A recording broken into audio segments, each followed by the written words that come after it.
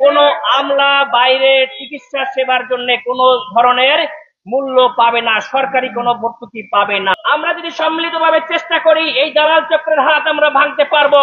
একটা national institute, এই ইনস্টিটিউটে একটা সিটি স্ক্যান মেশিন নাই, একটা এমআরআই মেশিন নাই, একটা ম্যামোগ্রাম মেশিন নাই।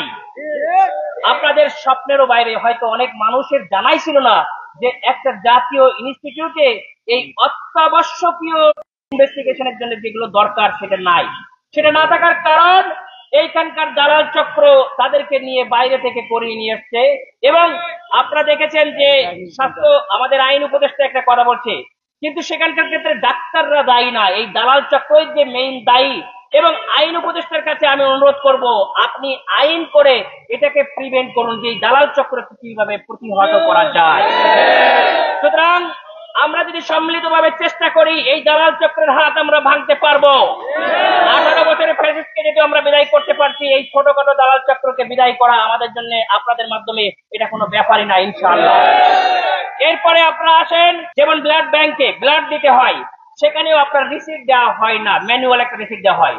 আপনাদের মাধ্যমে প্রশাসনের কাছে আমরা লিখিত দেব যে সেখানে একটা কম্পিউটারাইজ, এখানে হাসপাতালের একটা রিসিপ্ট তৈরি করা হোক।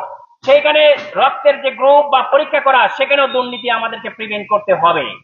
সর্বোপরি এই হাসপাতালে আমরা চাই দক্ষ ডাক্তার, দক্ষ নার্স, দক্ষ টেকনোলজিস্ট এবং অত্যাধুনিক সরঞ্জামের সহিত এই দেশের ক্যান্সার ট্রিটমেন্ট সুন্দরভাবে গঠন করতে হবে ইনশাআল্লাহ।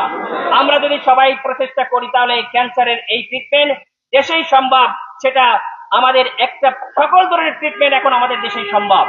অত্যন্ত বড় একটা চিকিৎসা আপনারা দেখেছেন, বাংলাদেশের জামায়াত ইসলামের আমির হার্টের 5টা ব্লকের পরেও উনি বিদেশে যান নাই, দেশেই চিকিৎসা করেছেন।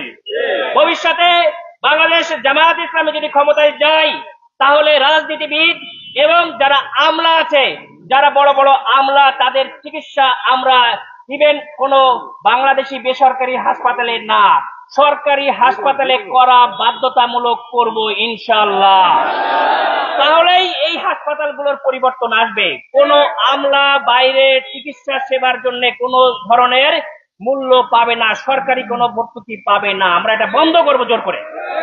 তাহলে দেখবেন সাধারণ মানুষ যখন ট্রিটমেন্ট নেবে, একজন আমলা যখন একই জায়গায় ট্রিটমেন্ট নেবে, একজন রাজনীতিবিদ যখন ট্রিটমেন্ট নেবে, অবশ্যই অবশ্যই এই পরিবেশ আর অস্বাস্থ্যকর ক্যান্সারের মতো থাকবে না। এই পরিবর্তন আসবেই এবং আমরা আশা করি এই পরিবর্তনের সূচনা 5ই আগস্টের মাধ্যমে, জুলাই বিপ্লবের মাধ্যমে শুরু হয়েছে। এই বিপ্লব আমরা অব্যাহত রাখবো। এই বিপ্লব অব্যাহত রাখার জন্য আমাদের আপনাদের নাগরিক সমাজ সকলেরই নৈতিক দায়িত্ব। আমরা সবাই আমাদের কিছু করতে হবে, করা আমাদের দায়িত্ব। আমাদের নিজের এসি রুমে থাকার পাশাপাশি সাধারণ মানুষের উপরে যে দায়িত্ব, সেটা আমরা বাস্তবায়নের জন্য সবাই আজকে থেকে অঙ্গীকারবদ্ধ ইনশাআল্লাহ।